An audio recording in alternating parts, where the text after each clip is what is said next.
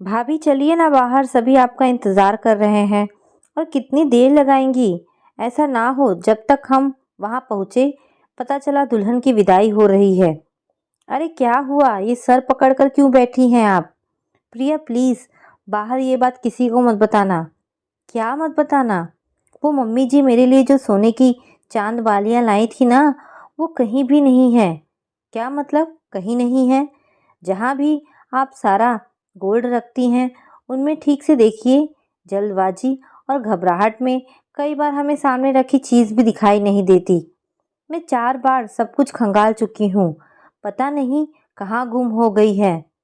अच्छा घबराइए मत, मैं चेक करती हूँ। भाभी सच में नहीं है यहाँ तो। इसके अलावा और कहाँ रखती हैं आप? बस इसी अलमारी में तो रखती हूँ। अब क्या होगा प्रिया? आप टेंशन मत लीजिए भाभी। सबसे पहले तो अपना मेकअप ठीक कीजिए और कोई दूसरी इयररिंग्स पहन लीजिए। अगर मम्मी पूछे कि नई बालियाँ क्यों नहीं पहनी तो बोल देना वो ठीक से लॉक नहीं हो रही थी। प्रिया अपनी भाभी रागिनी को बहुत सम्मान देती, वहीं रागिनी भी अपनी ननद प्रिया को बहुत चाहती, लेकिन अपनी सास सुजाता जी से उनके तेज स्वभाव की वजह से डरा करती थी। उसे डर सताने लगा कि अगर उन्हें पता चल गया कि उससे बालियां कहीं खो गई है तो भगवान ही जाने उसे कितनी बातें सुननी पड़ेगी। कोई नकली बालियां तो खोई नहीं थी, पूरे 2 तोले की थी। अभी हाल ही में शादी की पहली सालगिरह पर ही तो गिफ्ट की थी उन्होंने। तैयार होने को बिल्कुल मन नहीं कर रहा था उसका। दिमाग में शक के घोड़े दौड़ने लगे। आज सुबह रानी आई थी उसके रूम में सफाई करने, कहीं उसके हाथ तो नहीं? वो ऐसा नहीं कर सकती, बहुत ईमानदार है। वो तो 10 सालों से काम कर रही है, लेकिन किसी की नीयत का क्या भरोसा। रमेश काका भी तो आए थे, घर का कोई बाहरी काम हो वही करते। कहीं वो तो नहीं? गिफ्ट भी तो उनके सामने मिला था। वो तो सभी के भरोसेमंद है, लेकिन ऐसे ही उल्टे सीधे विचारों की उधेड़-बुन में खोई रागिनी को जैसे किसी ने पकड़कर अपनी तरफ खींचा।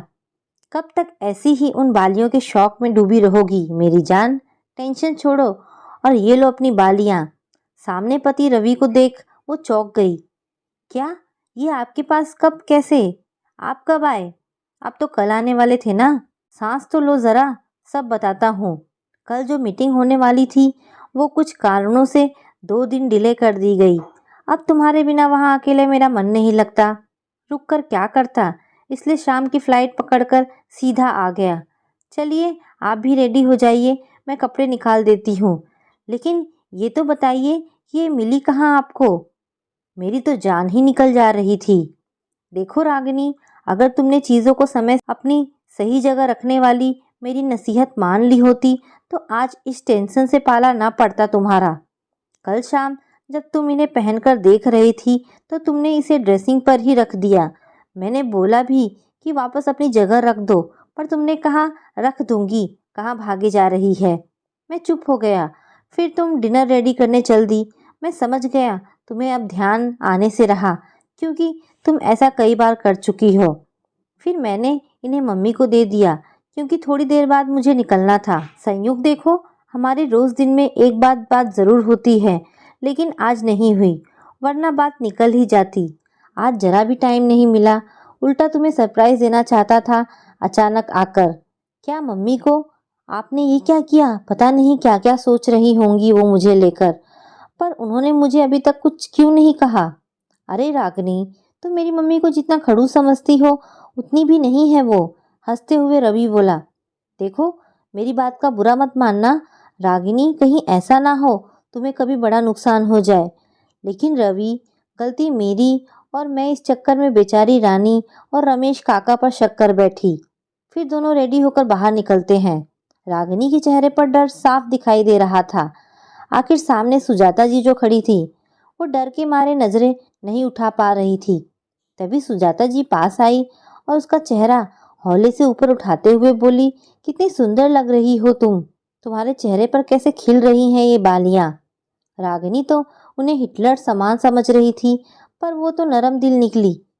सुजाता जी बोली, रागिनी बेटा, तुम तो जानती हो अभी जहाँ हम जा रहे हैं, मतलब मेरी खास सहेली की बेटी की शादी में, तो सुबह से लेकर पूरा दिन मैं वहीं थी। बस इसीलिए तुम्हें ये बालियां वापस नहीं दे पाई।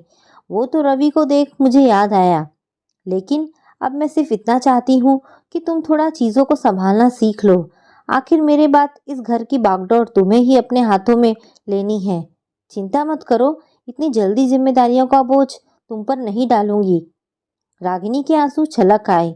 ये देख सुजाता जी ने उसे अपने गले से लगा लिया। आखिर वो उसे बहुत चाहती थी, लेकिन जताती ना थी। अच्छा ही हुआ जो आप रागिनी को ये देना भूल गई, वरना मुझे इसके चेहरे पर उड़ी हवाइयाँ देखने का मौका कैसे मिलता।